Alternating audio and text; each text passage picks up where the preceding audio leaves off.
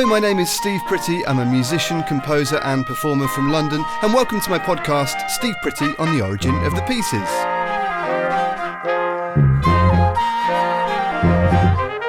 This is the show that helps you to hear, understand and enjoy music in new ways.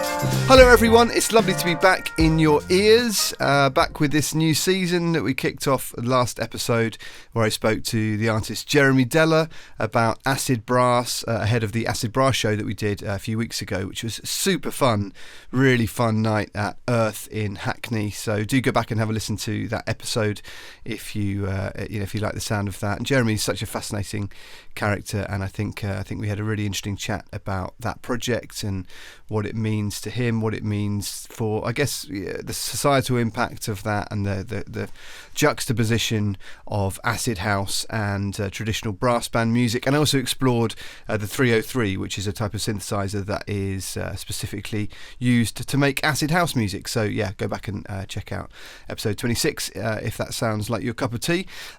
And today we've got a really fascinating chat with an amazing guy. He's a friend of mine who I've known for several years.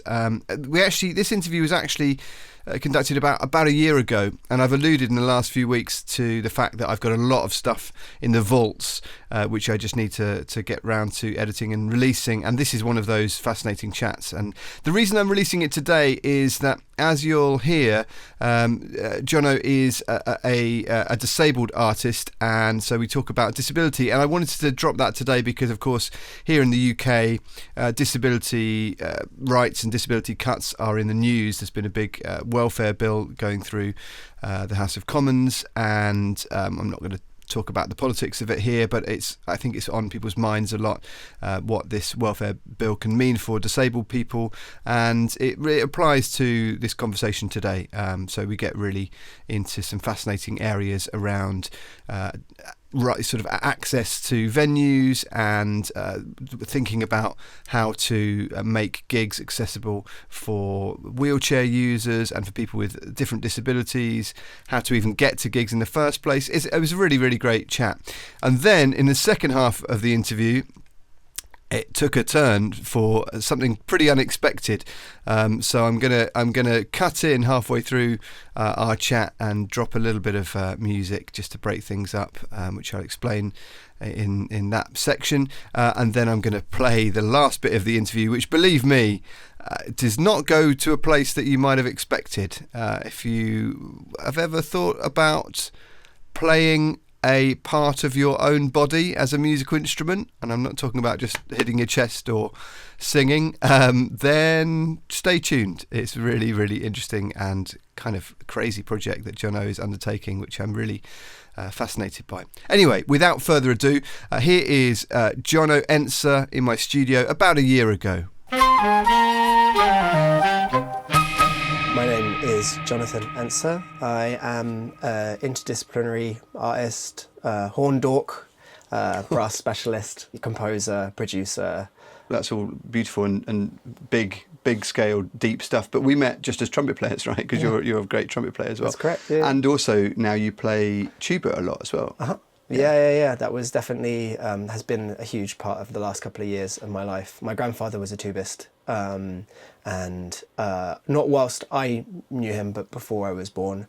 And so when I grew up, he invested in my musical education and all of my siblings' musical educations, even though he was a man of quite modest means himself from working class background in the village that he grew up in and had been living in. The family had been living in Kirtlington for 500 years, actually, which is hilarious. Oh, wow. They went back through the graveyard records, and that's how far back it went, which is quite interesting. Wow, that's amazing. Yeah. But yeah, anyway, so he was a tubist, and then when he passed away, I got some inheritance from him, and so invested that in a tuba, which is one of the most expensive instruments you can buy. It really is. I mean, it's no harp or a double bass, but in terms of brass. Oh, certainly in terms of brass, yeah. It was just a lot of physically a lot of metal, isn't it? Yeah, there is, yeah. But it's definitely took over for a while in terms of my interest in playing, for sure. Like, I was way more inspired to play the tuba than the trumpet because it didn't hurt my face.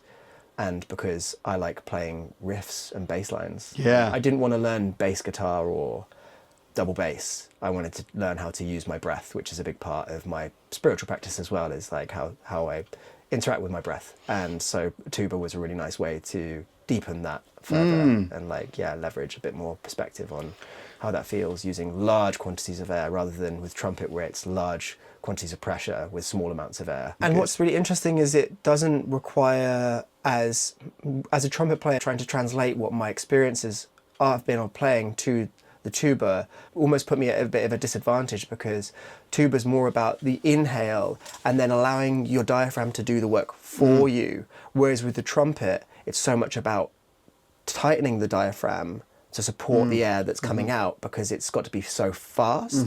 And so I didn't get an injury, but as many tuba players do end up having an injury, was like within the first couple of years was pushing a bit too hard. Yeah, right. And like didn't get a hernia, but definitely felt some muscles being tense that should not have been.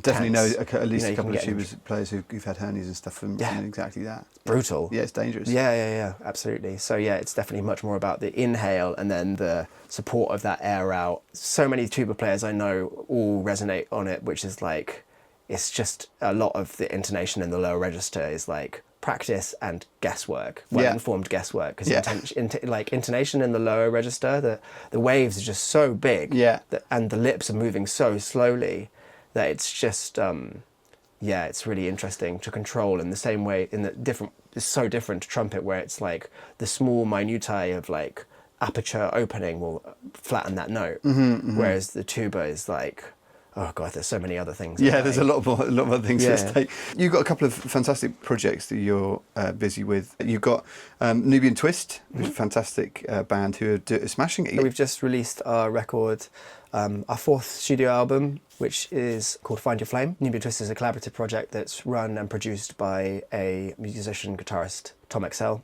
who's deep in sort of African diasporic immersion, having grown up with a dad who had a huge record collection, and that's a big proponent of why the band exists and sounds as it does. And 40 gigs since April has been amazing, absolutely exhausting, especially since I'm an amputee. I only have one leg below the knee amputation that I had in February last year that has also put a lot of extra stresses on life as a touring artist. It sounds like you're smashing it with those different things. You mentioned you're an amputee, and I wanted to talk to you partly about the work you've been doing, your sort of observations on accessible venues and things like that, because I'm really interested in that side of things. I talked to Robin Stewart, a great trumpet player, autistic person who has been doing lots of brilliant work about accessibility for venues and things. I'm sure you know Robin. Yep. And and so I've sort of talked to her a bit about that on the show, and I'd be interested to know what your thoughts are on how it is as a touring musician, because you're quite recently an amputee, right? Do you want to just briefly summarise your story?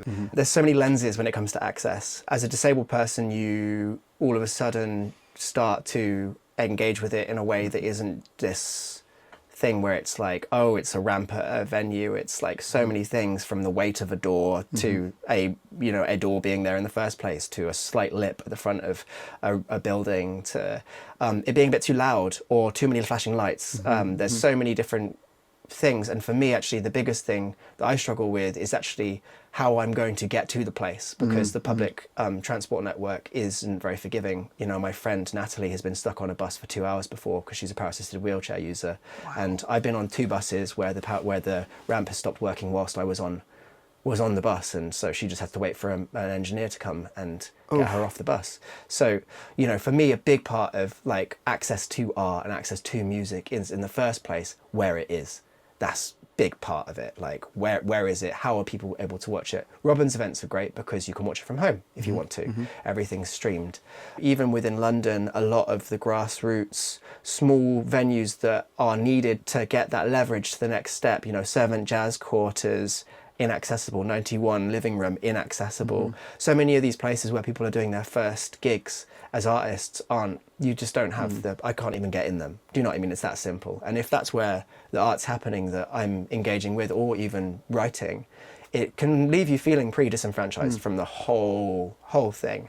But there are some venues that are accessible and are doing the good work, you know. Cafe Otto is a great example. Other places like the Jago even is actually has done some work to try and modernise their building. In the process of making a series of reels as a result of this last tour that I've done with Nubiyan Twist, these 40 dates, of about those 40, I had the energy to do about 20 where I would do a video of entry for the public lens, toilet from public ends, stage viewing access from the public lens, and then also the bar usage from the public lens. So is there a viewing platform? What's the provision there? Is it just that there's a bit at the side of the stage where they put disabled people? If that's so, that means that they don't have access to a stereo field. It also means that they don't have access to see everyone who's on stage.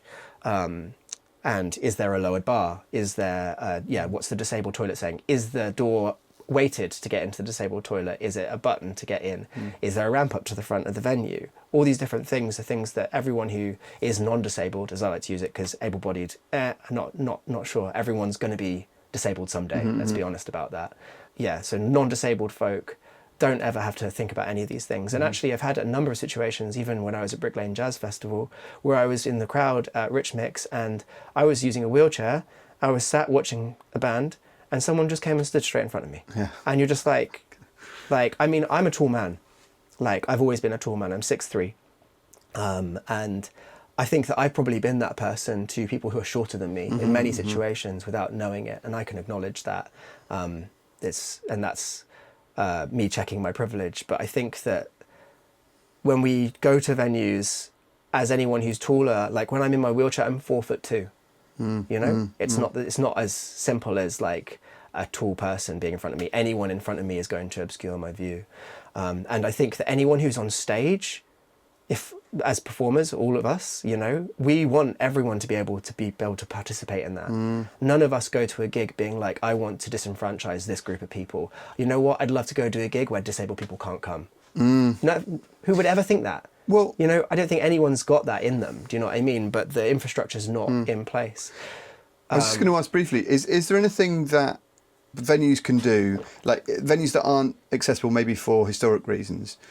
What does that mean, sorry? I mean, so I'm thinking, for example, I've got this show coming up at Wilton's Music Hall, right? Cool. It's hundreds of years old. When it was refurbished, they should have refurbished it in a more accessible... Yeah. I mean, it's a big problem. But just from a kind of positive point of view, is there anything relatively simple that venues and or artists can do to help that on without major structural change? Because obviously major structural change needs to happen, but is there anything in the kind of intermediary time that I'm going to answer that question, but I just want to give you the perspective that wheelchair accessibility has been on architects' minds since the Roman era. They have had wheelchair accessibility in buildings since the Romans, and it's only because of the expansion of building during the Industrial Revolution that we've ended up with this historically inaccessible buildings. That's really interesting. Okay, so that's why, and also because, ladders, easy, doesn't take up any floor space. My dad's an architect, so I'm always thinking about this stuff. And when it comes to these buildings that are using the grade listed building agenda as to leverage them from not holding themselves to account for their inaccessibility, I respect them for their financial issues around doing this development and such like. And I also have a huge bone to pick with the policies around developing listed buildings, because why on earth are you trying to protect a building from being accessible? Like, why aesthetically are you trying to preserve here? It reeks of colonialism. It reeks of a political agenda that I have nothing to do with. And so, this historical preservation, I personally have a huge issue with. It's like a big ick of mine.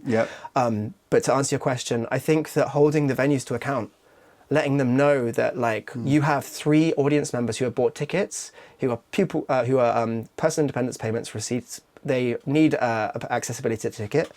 That means that they can have a carer come along with them to the show. That's a huge thing.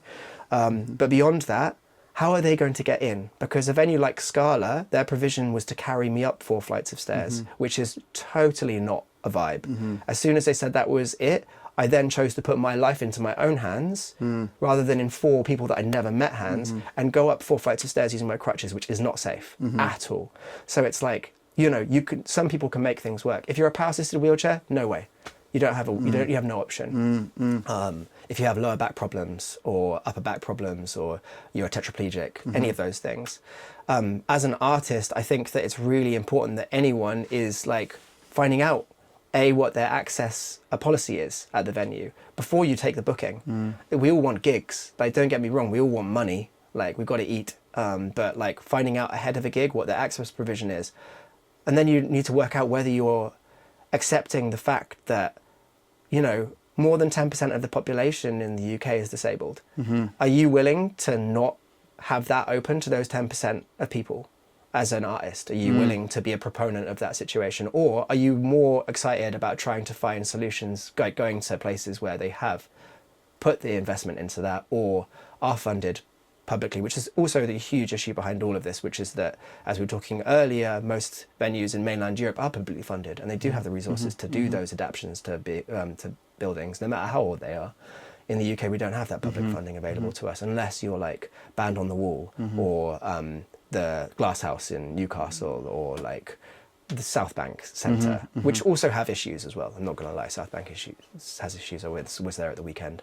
You as a disabled person have to do so much extra administration to like, how are you going to get to the venue? How are you going to be able to view, do they have the personal independence payments, care assistant there to help you so that you don't get overwhelmed by the situation? And that's also like to say that like, at that point, are you actually even willing to put in all that emotional labour to go to these gigs? If that's all of the hurdles that you as a person who's disabled have to put in to get to them. You know, I have a friend, Natalie, who's tetraplegic, and I'll always consider her when I'm taking a gig. That's it. Like, I think that when we're voting and when we're booking gigs or we're trying to build new infrastructure, we need to be thinking about the people who are most disenfranchised within our society and most vulnerable. You know, that's it. Because like, as white men who are middle class, that's our responsibility. Check our privilege and do that work. Yeah, no, I couldn't agree more. It's really fascinating insight into it. And yeah, no, I hadn't. That's a very interesting observation about historically inaccessible buildings. Yeah, I hadn't thought about it in those terms before. And it's so frustrating because I want to go do gigs in these buildings. Yeah. I'd love to do a gig at Wilton Music Hall. Yeah. I would love to go do a gig at 91 Living Room, but I'm just not prepared to do it anymore. If not me, who? You know what I mean? If I'm not going to be the social change that means that people see this for what it is, like, it's not going to be someone else, you know? Like, everyone's got to eat, but like, I've got to eat too, but I'm just willing to put that at risk.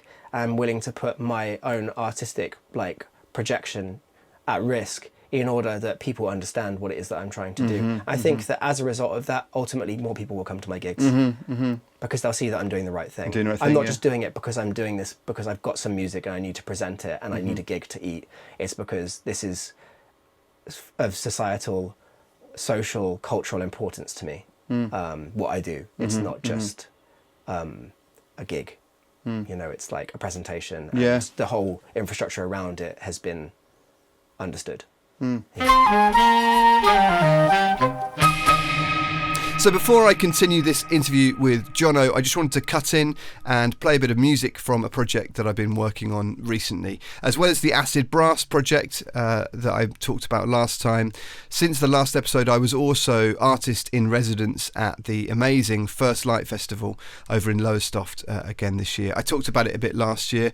There are lots of different things that I did there, including interviewing the Lowestoft Longshoremen, who are a fantastic shanty choir. So go back and check that episode out from about this time last year. But this year I was also involved with a brilliant project called Ocean Songs, or Blue Machine. And this is inspired by my friend Helen Chersky's book called Blue Machine, and it's an album really of songs and music about the sea, about the ocean. It's inspired by that great book, which delves into the idea of the ocean as a machine that kind of keeps the world turning, as it were, supports life in ways that we are only just beginning to understand, and all of the fascinating depths, excuse the pun, that the ocean contains. So we were really inspired by this book, and we were commissioned to write an album, myself and Nick Pendlebury from Trinity, and also Colin Riley, fantastic composer who's based up in Cumbria, and Lottie P from the band Goat Girl. And we did a really, really lovely gig for Sunrise at First Light. And for the album version of this, I went down to a beach just a few miles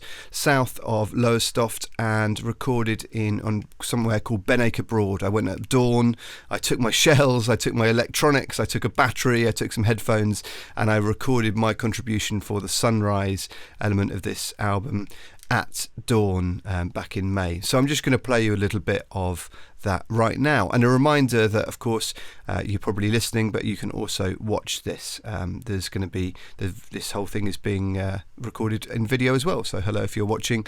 And if you want to see the whole performance of this little clip, then I'm going to be putting that on my Patreon for the patrons. So do head over to Origin of the Pieces on Patreon, or just originofthepieces.com. And before I play this, I should say that we are also doing a gig at the Maritime Museum, National Maritime Museum in London, which I'm very excited about, on the 11th of July. So that's next Friday as I'm recording this.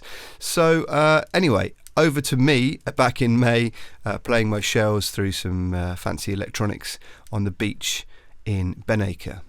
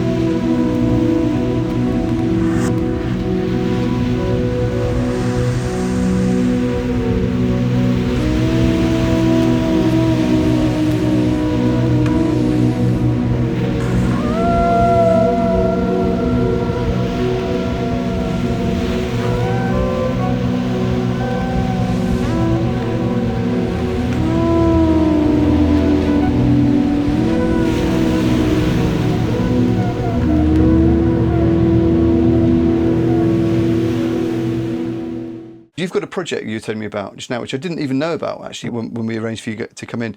But you were telling me about this just now. It sounds absolutely fascinating, because part of the reason we met today was because you're interested in shells, right? And this is the work I've been doing with conch shells and things. And so we're going to, after this, we're going to go and cut up a shell. Yeah, I'm really excited. But before we do that, you started talking to me about this amazing sounding project, which is so far up my alley. It's unbelievable. So I'm really excited to hear more about this. Could you just give us a bit of an overview? Yeah. So in short, from a podcast that I'm really into, I found out about the 60,000-year-old Neanderthal bone flute that was found in Slovenia. Sorry to interrupt, but this is the kind of birth of the Origin of the Pieces show. Yeah. Which I first did in 2010. You know, I first read about this in 2010 and got really into exactly this sort of monument to human expression and creativity that was found in this cave. Well, what's really interesting about it, even more than human expression, is that it's human adjacent as well. Like, Neanderthal man didn't have the capacity, supposedly, to engage with language in the way that we can. They had communication, but they couldn't necessarily form sentences. Like, they could definitely be able to give instructions to one another about what was going on, and they could problem solve to some degree, but they didn't have the capacity of gaining language. But yet, through ceremonial practice, as we've seen from this flute, they were able to create instruments and play them in cave spaces. I realized that as a person who was born with club feet, both bilateral, so that's both feet. My right one was reversed, and the left-hand side was just to the left. They managed to correct that using non-surgical process, but the right one, they used surgical processes. And basically that meant that I had a lifelong chronic pain condition as a result of my ankle being pinned in position, onset arthritis, and acute tendonitis throughout my entire foot. So I've lived with chronic pain my entire life. I found out in May of 2022 that point X of the processes that I could do was, physio, all these things, but amputation was eventually where it was going to lead. And so I started thinking about this cave bone flute that was made out of cave bear leg, fibula, which is this bone, the big bone, which is a much better bone to use than what I'm going to use. But I have a leg. And so I was like, oh, cool. Well, I'm going to have my leg cut off. Why don't I work out how to play my own body as an instrument? Like, why? I think I may be the first person to be able to do this. What a privilege this is. Like, so instantly negotiating with myself from what many people would see as one of the most traumatic things they'd have to go through in their entire life. And I hope for most people that they don't ever have to have anything as traumatic as this happen to them.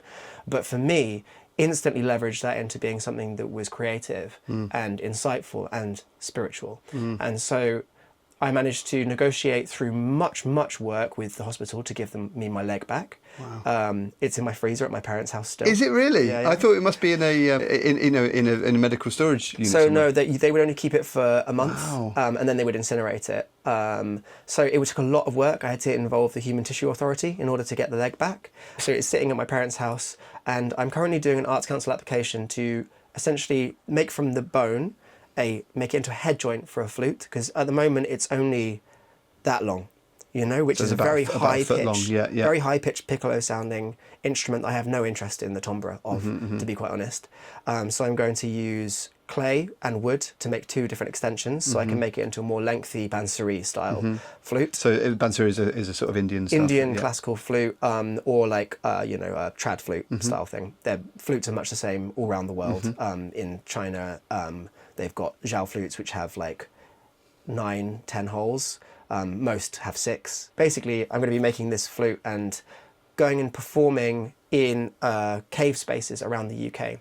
And through the practice of researching into what cave spaces are in the UK and how they've developed through time and how resonance works, as you've previously explored in your podcast about how resonance works with vibrations and chambers, I realized that I would be the mouthpiece within the instrument that is the land. That then means that I'm in direct communication with ecology through my artistic practice and my spiritual practice in this situation. I'm creating an ensemble that can play within these spaces too. And I've gone and done some R&D around the Peak District. I went to 4 different caves and found it was quite challenging access-wise. I really want to make the project as accessible as a performance and as a ecosomatic practice. So somatics is about focus on your body and how you're feeling and allowing you to re-enter your body when we in a society spend so much time occupying our minds and not being fully integrated with our bodies. Instead, we're like, oh, I've got to go there, I've got to do that, I've got to do this, and then there's this, I've got this job and all this thing and money. Somatics is about bringing you back into your body, listening to your heartbeat, finding, attuning to your nervous system and resonating with your own body. And so this practice is about trying to reintegrate people with their bodies by collaborating with this amazing therapeutic practitioner who works within ecosomatics already and an ensemble. I'm going to be using technology to take the cave resonance that we go to these spaces using ambisonic microphones, and then being able to then transplant that experience into accessible venues around the UK and doing a tour, and it being not just a gig, but a ceremony, a ritual that is trying to give voice to what was that 60,000-year-old expression of being in a cave and playing flute and listening to the world itself. Like, instead of being internal, being eternal, you know what I mean? Like really listening outwards, because flutes and brass instruments are naturally occurring. That's it. Reeds are natural flutes that exist in nature. Conch shells, animal horns of natural brass instruments that exist within nature. So it's very clear that there's all these sounds that are already permeating everywhere around us. And so this project's about bringing some of that nature back into ourselves whilst using technology to make it accessible for people as well. So it's sort of like cyborg science fiction meets ancestral practice meets ethics and ecology. It's like a pretty expansive project that's going to be a 18-month long project. And I've been made artist in residence at Greenwich University, so I can use their lab and their theatre where they have 360 sound rig, which is also an accessible theatre. So I've got a venue, I've got the concept, more R&D needed, the leg bone needs to be made in a very precarious operation that I need to try and work out how to do as effectively as possible. So I've kind of got this project that's going to start as soon as the funding comes in, alongside these partnerships with different universities and everything like that too. It sounds absolutely incredible. I didn't know anything about this, as I say, when you arrived today, and it's such an interesting idea. Again, tapping into those ancient flutes that we've been playing for all these millennia. But also the other thing it reminds me of is I spent a lot of time working with Tibetans in northern India, and you may well be aware of this, but the Tibetan thighbone trumpet is a no. Wow, you need to Cool. know about this. This is very relevant, I'm sure, to your work. So I'm going to get this slightly wrong because it's been a long time since I was there. But when I was with Tibetans there, briefly lived in a monastery, and I was researching Tibetan music and things while I was there. And they have this trumpet that the monks play, which is made from a human thigh bone. Wow, And it sounds quite similar. So there's also, have you seen the chieftain's flute? Which is a Bronze Age flute that was played by a chief's own ancestor. And there's different barrows and performance spaces that they would dig into the land, even in this country, from 5,000-6,000 years ago, where they would create these resonant spaces under the ground, and they would be playing their own ancestors' bones, even in this country. That's amazing. Yeah. That's amazing. So it's not like, the beautiful thing about this whole project is that none of it is original. Yeah.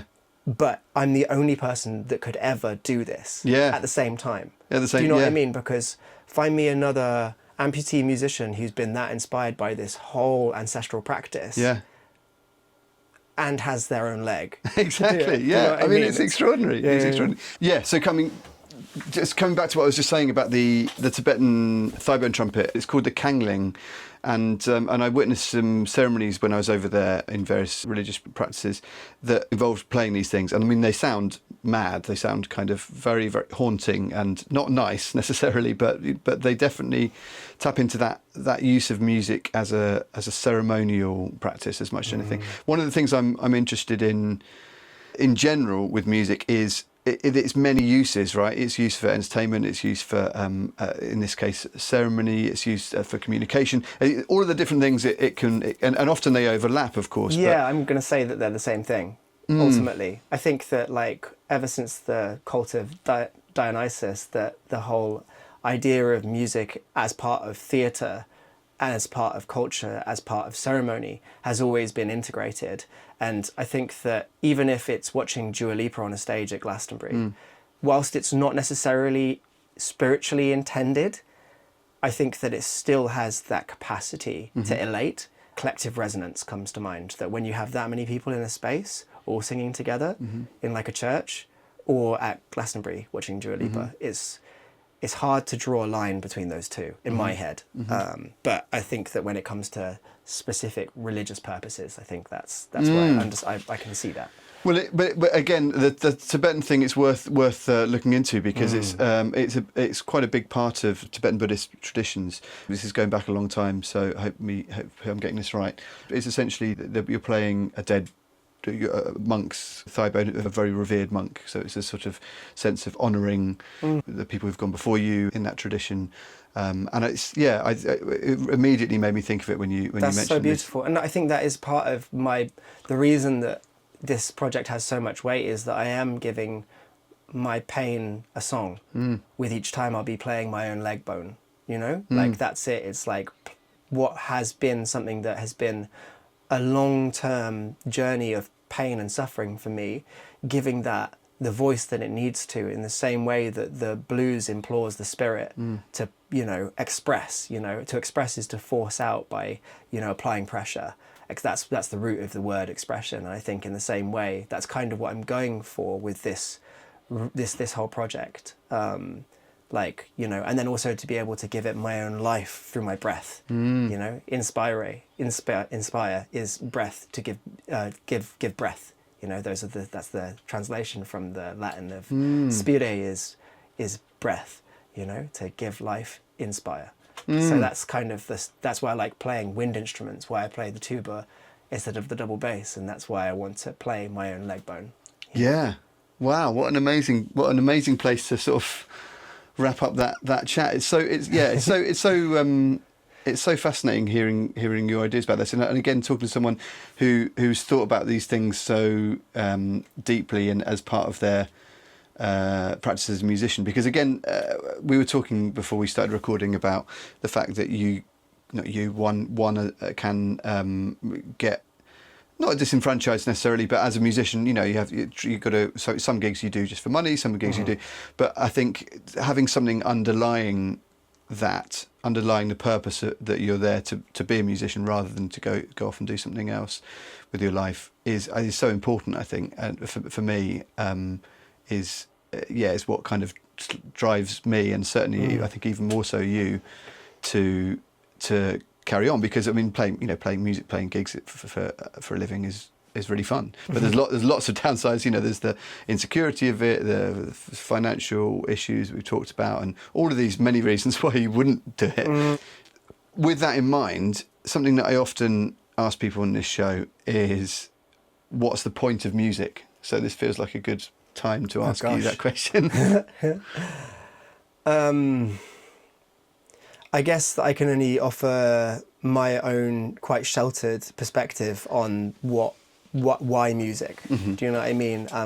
For me, I've never had the choice, which is quite lucky, I guess, in some ways, that like when I wake up in the morning, there is a melody, and that when I'm in my studio, there is just music, and that it's a slow process of bringing that forwards and refining that. And I think that's partly down to my lens within music as a spiritual practice, which is that, like, if you look below the everyday troubles and strifes and everything that we're dealing with, that like if you can free your mind of that stuff, there is usually music below that surface for me. Maybe I'm on the spectrum, or maybe that's because that's the way I like to feel about life. For me, it's a fundamental thing. And I think that you can hear that within some people's compositions. I naturally resonate with people's compositions when I'm like, oh yeah, they're doing this that's a spirit thing, rather than they're so studious that they worked out how to write a song. Instead, it's like something that's come out of them. So for me, like, it's fundamental. I think that why music for everyone else is it because it frees us from our minds a little bit. I think that when we bring rhythm, harmony, melody, lyrics, poetry in context with one another, any one of those on its own, it sounds beautiful, but all together is totally stimulating. And I think that anyone who's been to see a gig before and experienced that has found that elation of every hair on your body standing on end. And there's a reason for that. It's fundamentally human as well. I think that experience of like, here we go, like that's that inspiration that I needed in my life. Do you know what I mean? I think that's why music as a listener, and I think that's why music as me as a composer, both things are kind of fundamental to the human condition, but from different perspectives. But I also can't wait to listen to some of your podcasts and see what other people said. Yeah, there's some really interesting, quite varied answers. There's several answers along those lines. Some more practically based, need to make a living or whatever. But I find it fascinating because there's obviously no right answer. Everyone's got their own routes into that. But it's just funny because as I've often talked about that. I was sitting at the end of my garden in this glorified shed, making silly noises. It's interesting to think about why I'm doing that, and what that taps back into in terms of our ancient history and all the rest of it. Speaking of ancient history, we should wrap up because we've got to go and cut some shells. Yes, please. Let's cut this shell. Before we do that, well, firstly, you must come back when you've got your flute. I would love to. I would love to hear this flute. Yeah. I'm really keen to yeah, and if people are looking to check out my music, my own project is called Matters Unknown. And it features some incredible artists from the heart of London's very vibrant improvised music community. And Nubiyan Twist you can check out too. Everything's on YouTube, everything's on Instagram, everything is on Spotify. Oh, great. Well, thanks so much, man. That's absolutely fascinating. And yeah, so many interesting things there. And I can't wait to find out more about this leg project. It's incredible. It's pretty encompassing throughout all sorts of different ideas. So whether you're just into geeky sound art, or whether you're into finding out about history, or you're into spirituality or shamanic practice, or just want to know more about access, there's something this project has for you. So amazing. Yeah. Well, great work, man. Right, let's go and cut some shells up. Yeah. So there we have it. What an amazing person Jono is. I mean, to have gone through that adversity and to have come out so creative and so full of this sort of restless creative spirit is really admirable, and I'm really in awe of Jono. Actually, and Jono also performed at the First Light Festival, which I mentioned from that sunrise performance earlier with his band Nubiyan Twist. So do check them out. They're doing lots of tour dates and festivals and the like over the summer and I think into the autumn. So they're a great band. And of course, Jono's own project, Matters Unknown, as he mentions at the end there. I'll be updating this as I know more about his leg horn, his leg flute. So stay tuned for that. Meanwhile, thanks again for listening. I'm going to be still raiding the vaults over the next few weeks. There's lots of stuff going on. For anyone who's interested, I'm doing a live podcast at Also Festival, which is in a couple of weekends' time. I did the same thing last year and had a really interesting chat with Juliet Russell, which I played on episode a few months back. And this year is going to be another fascinating chat and exploration of music. I'm doing a live horror soundtrack to a horror film and all sorts of other stuff at Also Festival, so do roll up for that. And of course, the 11th of July, I'm going to be with the Blue Machine gang, the Ocean Songs project at the National Maritime Museum. So that's going to be a really fun and interesting performance of this suite of ocean themed music that we've written to kind of celebrate the sea. So that's the 11th of July. Meanwhile, do go over to the Patreon page to help support the show. It really, really makes a huge difference. And as always, please do rate and review and spread the word. It really, really helps me to get the word out and to keep this podcast going and thriving and keep me motivated to get all this musically curious stuff into your ears. And yeah, there's a lot of very fun stuff coming up. So once again, my huge thanks to Jono Enser, and of course the theme is by Hackney Colliery Band and Angelique Kidjo, and I will speak to you again in a few weeks. Bye.